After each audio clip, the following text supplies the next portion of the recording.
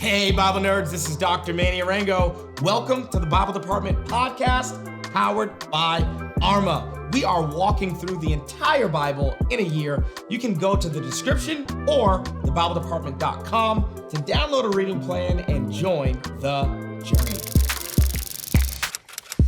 Family, welcome to the book of Acts. All right, today we are covering Acts chapter 1, 2, and 3. If you haven't done the reading, this is a perfect chance to stop, pause this episode, and go do the reading. Acts chapter 1, okay, starts off in verse 1. In my former book, Theophilus, I wrote about all that Jesus began to do and teach. Power-packed phrase right there. First of all, Luke is making it very, very clear that this is volume 2 of a set of books. So Luke immediately flows right into the book of Acts. It's why on our reading plan, we do not separate the books of Luke and Acts. They are designed to be read together.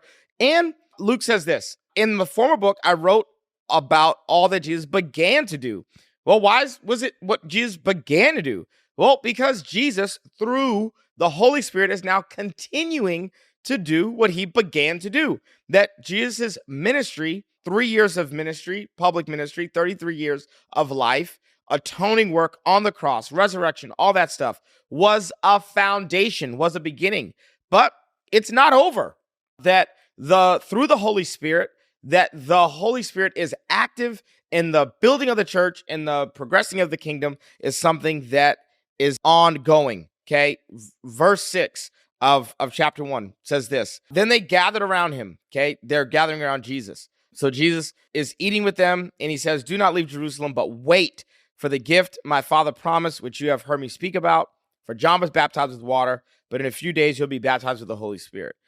They gathered around him and asked him, Lord, are you at this time going to restore the kingdom to Israel?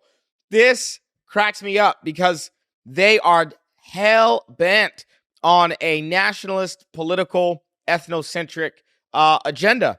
And Jesus has communicated to them over and over and over and over and over again, like, I'm not going to fight the Romans. Like, that is not what I'm going to do.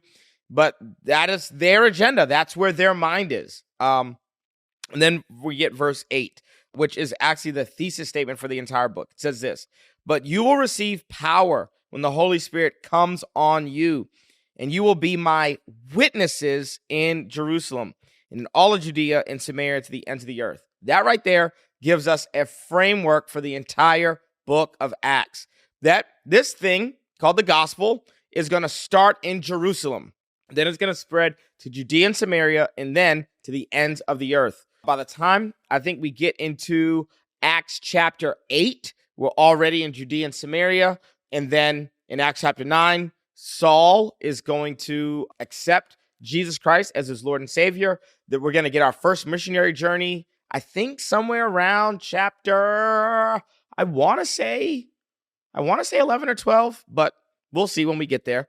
And then it's going to go to the ends of the earth. So right here, we get a thesis statement for the book, but really we also get like a roadmap for like, what is this book about? Well, it's about the gospel going from Jerusalem. Many of you may not know, here's a nerdy nugget, that Christianity starts out as a Jewish sect.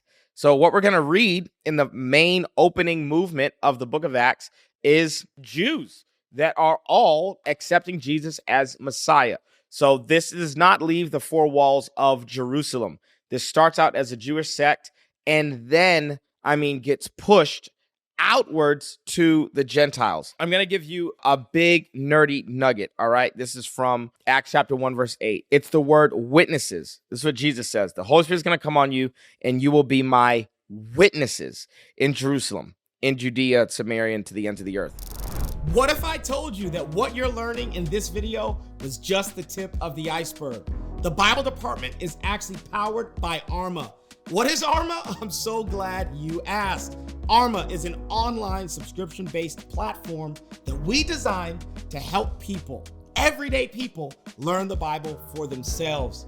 We started Arma so that anybody, anywhere, could have access to trustworthy and entertaining Bible and theology content. In addition to this podcast, we have over 60 courses on individual books of the Bible, on theology topics, and on some hot topics like homosexuality, tithing, and women in ministry. But really, Arma is a community of people that I've gotten to know. A community where thousands of people are currently finding family, asking questions, and nerding out on the Bible together.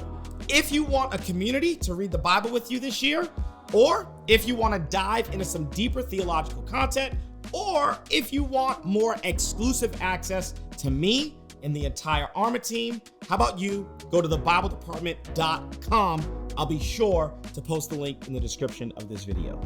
Let's make this your year to become a Bible nerd.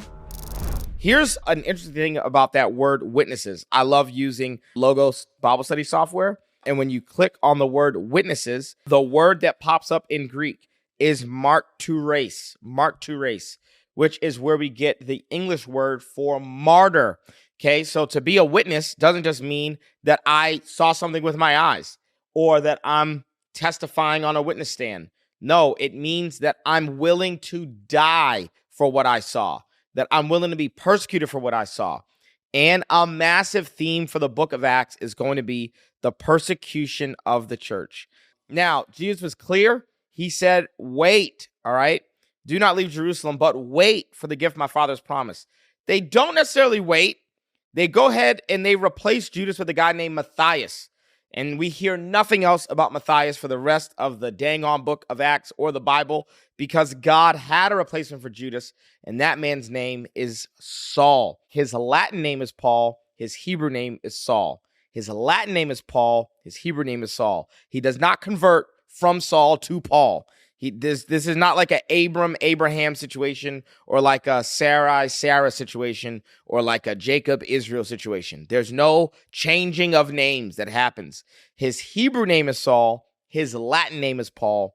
And so in wanting to be all things to all men, Saul is going to choose to go by his Latin name because he's going to be ministering to the Gentiles. All right, let's get into chapter 2 because this is where the Holy Spirit comes. Okay, it says this in Acts chapter 2, verse 1.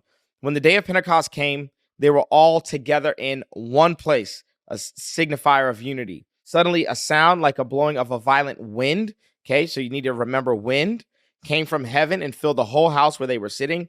They saw what seemed to be tongues of fire, so now hold fire. So we got wind and we got fire that separated and came to rest on each of them. All of them were filled with the Holy Spirit and began to speak in other tongues as the Spirit enabled them. I want you to think wind and fire. Now, there's a couple of places in the Old Testament where we have seen wind and fire together. And it is when the tabernacle gets filled with the glory of God in Exodus chapter 40, and when the temple gets filled with the glory, the Shekinah glory of God in 2 Chronicles chapter 7. And what happens when the glory of God fills the tabernacle and fills the temple? Well, the glory of God comes as a cloud, and he comes with fire. And what is wind? I mean, wind and cloud is the same imagery. And fire. So Acts chapter 2 is actually telling us that the New Testament church is now the place where the glory of God resides, where the glory of Yahweh, the locus for the glory of Yahweh, is going to be the church of Jesus Christ. And why did the glory of God come and fill the tabernacle in the temple? Well, because God was pleased with the tabernacle in the temple. It was built according to the instructions that God had given, and a reward for that obedience is that God, the divine presence, is pleased to dwell within that space. What the Holy Spirit is saying here in the New Testament is that the church has been built and established by Jesus, and the reward for that is that the Holy Spirit is now going to dwell on the earth through the local church, through the Church of Jesus Christ. Now, it also means that there's going to be an individual indwelling of the Holy Spirit. So not only does the Holy Spirit dwell in the church, but the Holy Spirit dwells in the individuals that comprise that church. Peter is going to say it this way in 1 Peter, that God is building up his church and that we are all living stones. So the church is a collection of those stones, but that each stone is alive. Okay, so there is a collective infilling of the presence of God and an individual infilling of the Spirit of the Lord. There's another thing like lurking right beneath the surface right here in Acts chapter 2, and it's actually a reversal of Babel. If you remember in the Tower of Babel, all the people at Babel decided this: let's build a tower that reaches the heavens. Okay, so let's get up to an upper room. Let's build a tower that reaches the heavens. Well, in Acts chapter 2, they are in an elevated space. They're in the upper room. And instead of them getting to God, this is actually God's way. God says, no, instead of you coming to me, I'm going to come to you. And in the Tower of Babel, God says this: if they have come together knowing one language in unity and have decided to do this thing, nothing will be impossible for them. I have to now divide their language. And now we get in Acts chapter 2, not a division of language, but a reunification of language. That in the Tower of Babel, they didn't understand one another and they were confused and they were dispersed. In Acts chapter 2, those dispersed people groups are all brought back. They all hear the apostles in their own native language. Let me read it to you. Acts chapter 2. Now there were staying in Jerusalem God-fearing Jews from every nation under heaven. When they heard this sound, a crowd came together in bewilderment because each one heard their own language being spoken. So this is the miracle of supernatural unity, which means, what good is it if you can speak in the tongues of men and of angels, but you don't have love? What good is it if you use the gift of the Holy Spirit to speak in tongues, but you don't actually use the gift of the Holy Spirit for what it was intended to do, which was reverse Babel and bring supernatural unity? Not the kind of unity that we would gather together and do something that's displeasing to God, but the kind of unity that we would come together to do something that God has ordained, which is build his kingdom or build his church and expand his kingdom. They get the reward of a new temple and a new tabernacle, the individual indwelling of the Holy Spirit, the collective indwelling of the Holy Spirit, and a reversal of Babel. And then starting in verse 9, we're going to get like a list of like where all these people are from, all of these God-fearing Jews. It says Parthians, Medes, Elamites, residents of Mesopotamia, Judea, Cappadocia, Pontus, Asia, Phrygia, Pamphylia, Egypt, Libya, Cyrene. It's just going to give us a long list of places that all these people are from. And if we compare that to the table of nations that we get in Genesis, we're actually going to see that the Bible here in Acts wants us to compare these lists and wants us to see what's happening here in Acts chapter 2 as a reversal of Babel. Let's just think about Babel really quick. Like, why did God's solution work? Because there's nothing in the text that guarantees us that God's solution is going to work, right? If I'm speaking French and you're speaking Spanish and somebody else is speaking English, all we have to do is wait a couple of years, learn each other's languages, and continue building the tower. But their language, the beauty of their language is more important to them than the thing that they were working on. And so God's plan actually worked. And what we're saying here is the pride that would allow me to not want to work with you because you speak a different language. God is overcoming that barrier because, again, there's not just an ethnocentric point to the gospel, but God wants to bless all the nations of the earth. We get to Acts chapter 3, Peter and John heal a man that's being laid at the gate called Beautiful, and we see this as a continuation of the ministry of Jesus. There are tons of parallels between Peter and John going to the temple at the time of prayer and seeing a man who's lame from birth at the gate called Beautiful and healing him. Tons of parallels between the healings of Jesus and Peter and John healing this man in Acts chapter 3. Peter then preaches the first sermon on the day of Pentecost, and the Bible says that people accept the gospel and people get saved. And this is the beginning of the church, that everything that Jesus began to do in the book of Luke is being continued by the Holy Spirit and by the apostles. I've got a timeless truth for you today as we wrap up this overview of Acts chapter 1, 2, and 3. And here's a timeless truth. It's way back in Acts chapter 1, verse 8. It's the fact that the word for witness is martyr. And simply look with your eyes, but not suffer for what you believe. is not what it means to be a witness. A biblical witness is to see that Jesus has risen from the dead, to then proclaim what you have seen, and then accept those consequences. The reason there's persecution is because their message is not simply that Jesus has died for the remission of your sins. That message doesn't bring persecution. But guess what message does bring persecution?